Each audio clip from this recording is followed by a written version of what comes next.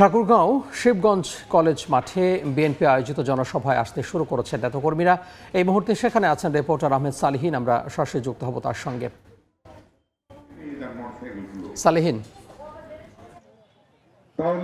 ঠাকুরগাঁও জেলার Shibganj degree college মাঠে আজকে বিএনপি সমাবেশ আয়োজন করেছে। যে সমাবেশে এখানে ইতিমধ্যেই প্রস্তুতি গ্রহণ করা হয়েছে এবং নিজ জেলার এই সমাবেশে যোগ দিবেন বিএনপি মহাসচিব মির্জা ফখরুল ইসলাম আলমগীর। দুপুর 2টায় এই সমাবেশ অনুষ্ঠিত হওয়ার কথা রয়েছে এবং আপনারা জানেন যে গতকালকে পঞ্চগড়ে বোদা উপজেলায় তাদের উপজেলা বিএনপি আয়োজিত জনসভা অনুষ্ঠিত হয়েছিল এবং আজকে আবার পাশের জেলা ঠাকুরগাঁয়ে এই জনসভার আয়োজন করা হয়েছে। এখানে ইতিমধ্যে প্রস্তুতি সম্পন্ন করা হয়েছে। দুপুর 2টায় সমাবেশকে কেন্দ্র করে ইতিমধ্যে কিছু কিছু মানুষ সমাবেশে আসার চেষ্টা করছেন, তবে এইটা আর কিছুক্ষণ পরে মানুষের ঢল নামবে বলে আমরা জানতে পেরেছি, যেহেতু বাইরে অনেক মানুষ এবং বিএনপির অঙ্গ সহযোগী সংগঠনগুলি বাইরে অবস্থান করছে, মাঠের বাইরে, যারা কিছুক্ষণ পরে দলে দলে যোগ দিবেন এই সমাবেশে।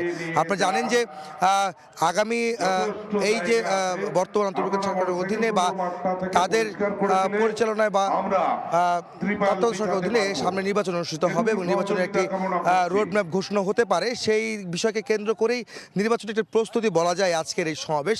এবং একই সঙ্গে যে বিএনপির থেকে যে 31 দফা রাষ্ট্র মেরামতের যে কর্মসূচি দেওয়া হয়েছে বা সংস্কার প্রস্তাব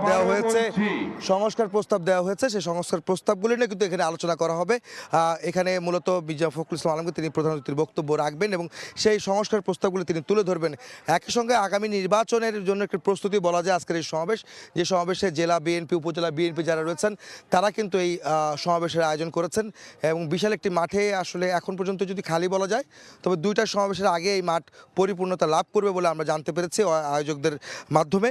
এবং 31 দফায় যেসব বিষয়গুলি রয়েছে, যে রাষ্ট্র মেরামতের জন্য যেসব বিষয় গুরুত্বপূর্ণ, সেই বিষয়গুলি আসলে এখানকার বক্তারা এবং বিএনপি মহাসচিব এবং এখানকার প্রধান অতিথি যিনি রয়েছেন মির্জা ফখরুল ইসলাম আলমগীর, তিনি এগুলো তুলে ধরবেন বলে আমরা জানতে পেরেছি। আপনারা জানেন যে গতকালকে পঞ্চগড়ে কিন্তু সমাবেশ হয়েছিল সাম্য, সম্প্রীতি এবং মানবিক বাংলাদেশ বিনির্মাণের ক্ষেত্রে একটি জনসভা করা হয়, যেখানে সাধারণ মানুষ অংশ নিয়েছিলেন, বিভিন্ন ধর্ম বর্ণ নির্বিশেষে সব মানুষ কিন্তু সেখানে অংশ নিয়েছিলেন। আজকেও এই সমাবেশে সেই বিষয়গুলি কিন্তু উঠে আসবে, যেহেতু বাংলাদেশ নিয়ে নানা ধরনের ষড়যন্ত্র চলছে এবং চক্রান্ত চলছে। এবং গতকাল কিন্তু বিএনপি মহাসচিব মির্জা ফখরুল ইসলাম বলেছিলেন যে পতিত আওয়ামী লীগ সরকারের প্রধান শেখ হাসিনা ভারতে বসে ষড়যন্ত্র করছেন, সেই ষড়যন্ত্র তাদের অব্যাহত রয়েছে এবং তিনি সক্রিয় রয়েছেন বাংলাদেশে বিভেদ তৈরি করার জন্য।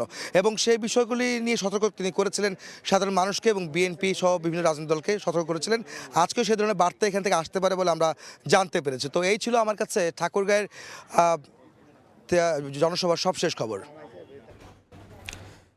আমরা সরাসরি যুক্ত হয়েছিলাম উত্তরের জনপদ ঠাকুরগাঁও থেকে।